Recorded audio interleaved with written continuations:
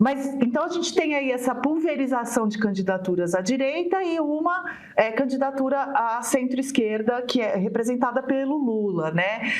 Como é que você entende este pelotão da direita, no sentido do que um pode fazer com o outro? Se na prática funcionam todos os demais como linhas auxiliares do bolsonarismo, porque Flávio é a candidatura mais forte até aqui nas pesquisas, ou se eles ainda podem realmente disputar algum espaço para valer? Eu sou muito cético, tenho dificuldade de enxergar alguma outra candidatura emergindo e se tornando competitiva. Nunca se pode descartar, mas enfim, não há razões muito para apostar nisso. É engraçada essa evolução recente, né? Até 20 anos atrás, um pouco mais, pouco menos, o clichê era o contrário, né? Era as esquerdas e a direita. A esquerda se autoflagelava com isso. Então, a gente vive brigando sobre qual vai ser a estratégia pós-revolucionária. Trotskistas, stalinistas, os diabo quatro não andam na mesma mesa, brigam, racham. E a direita, enquanto isso, faz seu jogo e se coordena. É irônico ver essa coisa um pouco com sinal trocado, né? Uma liderança com origem na esquerda, muito institucionalizado a essa altura, afinal o cara está se candidatando para o 4º mandato na presidência, né? O principal liderança do status quo, do sistema político, então, sem dúvida é o presidente da República, já completando 12 anos no exercício dessa função, e que representa o teto status quo, inclusive goste bem ou mal, né? Goste o PT ou não, esse foi o lugar que a história reservou para eles nesse momento, né? De defender a Constituição, defender a ordem contra uma direita que emerge mundo afora com uma pegada iconoclasta, né? Dando balde dos procedimentos, das instituições, no plano doméstico e multilateral, né? E o Brasil, outra camada de conservadorismo brasileiro, o Brasil como potência média precisa de multilateralismo forte, né? Então, o Brasil é o cara, e o Lula encarna isso tanto domesticamente quanto externamente. Então, esse é um lugar que a história reservou para Lula nesse momento, e ele é esse establishment.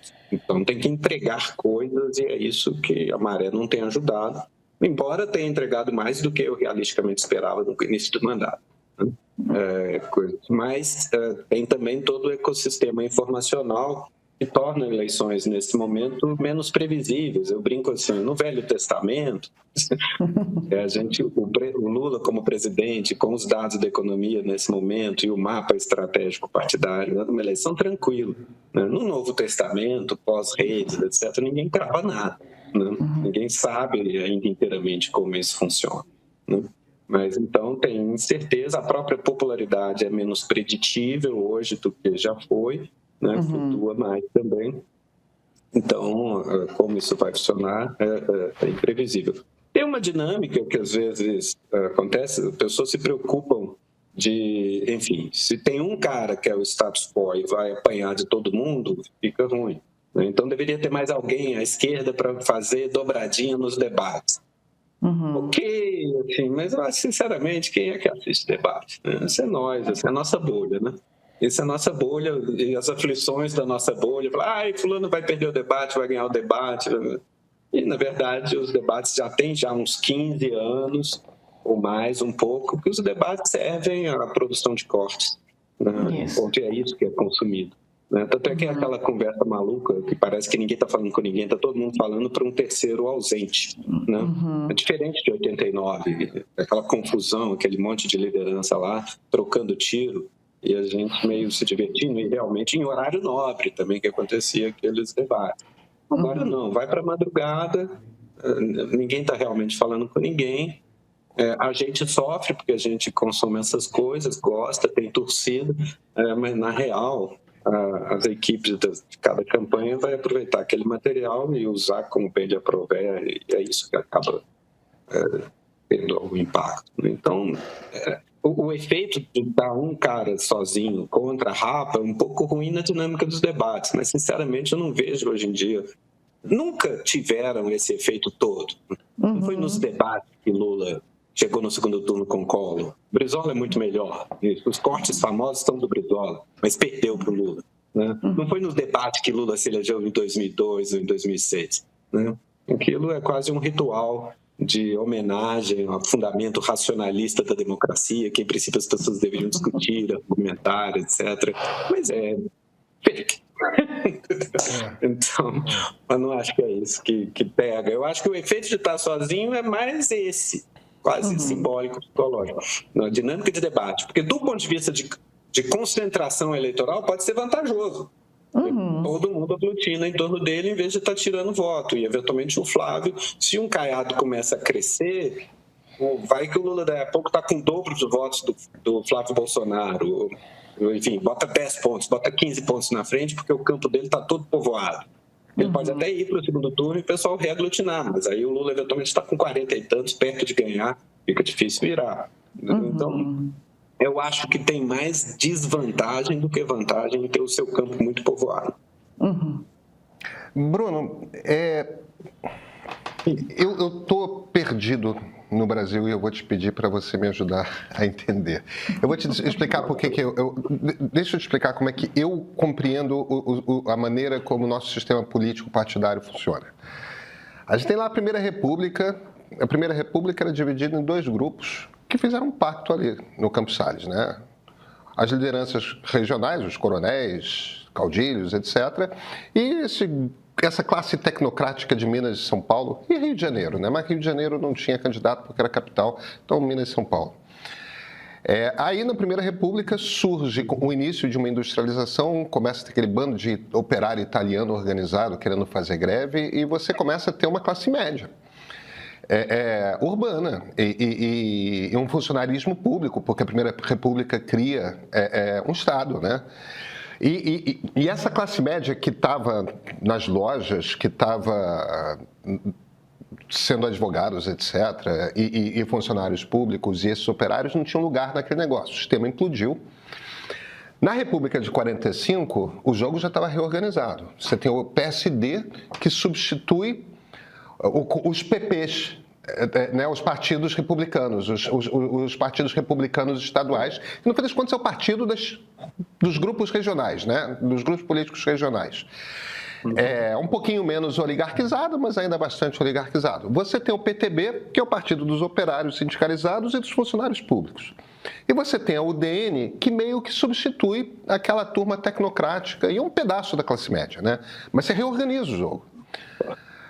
A Nova República demorou um pouco para...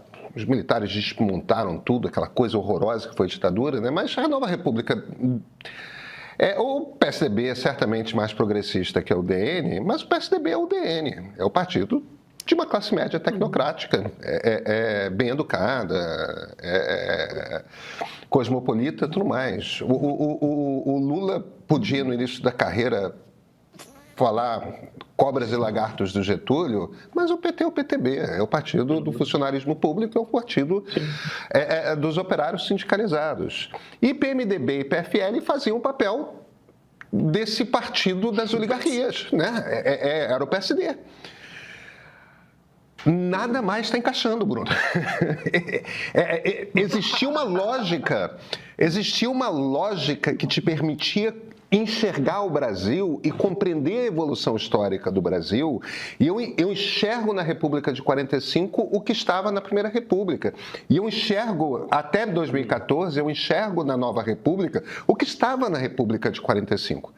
A gente pode ficar com aquelas coisas? Não, mas o Brasil tinha uma lógica, tinha um sistema, tinha uma...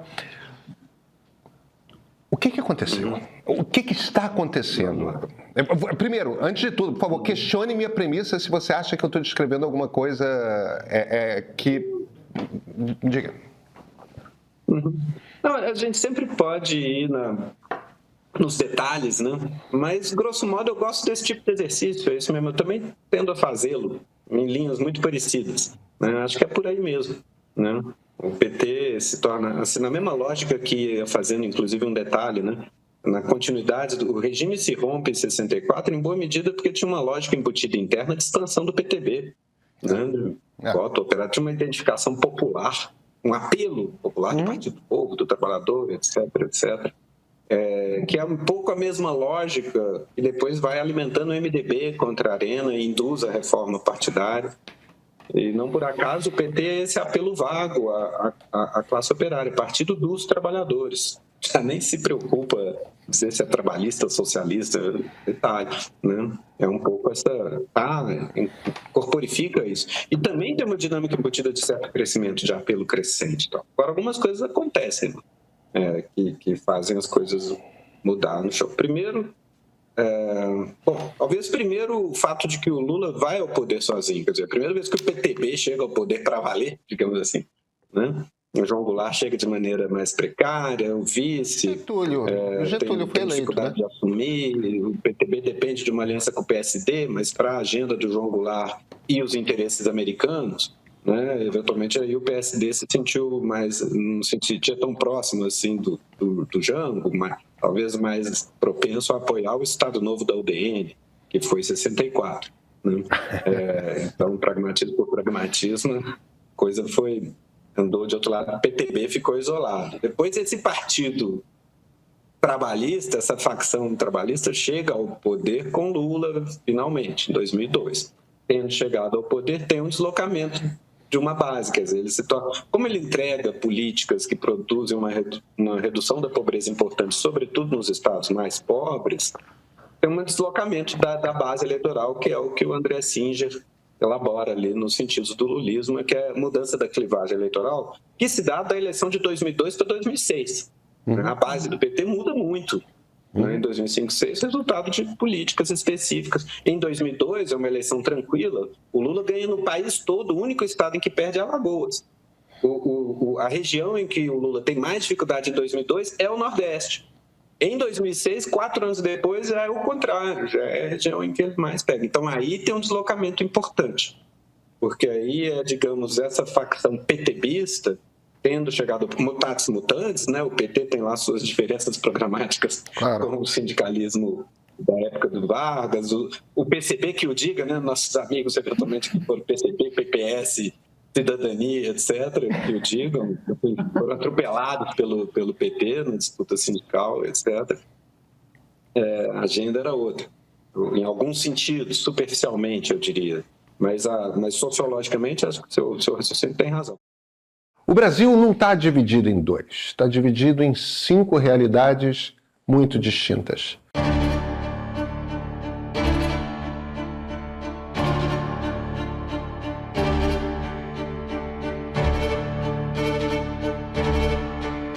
O agro, a periferia urbana, o popular estatal, a classe média tradicional, a elite econômica. Há 5 sentidos de tempo, 5 noções de ambição, 5 conjuntos de valores. Esses 5 grupos vão às urnas em 2026 e entender o que cada um quer é a diferença entre o ler o resultado e ser surpreendido por ele. É sobre isso esse novo episódio do Ponto de Partida da série. Então vem comigo, vamos descobrir o nosso país. Eu sou Pedro Doria, editor do Meio, e esse é o Ponto de Partida.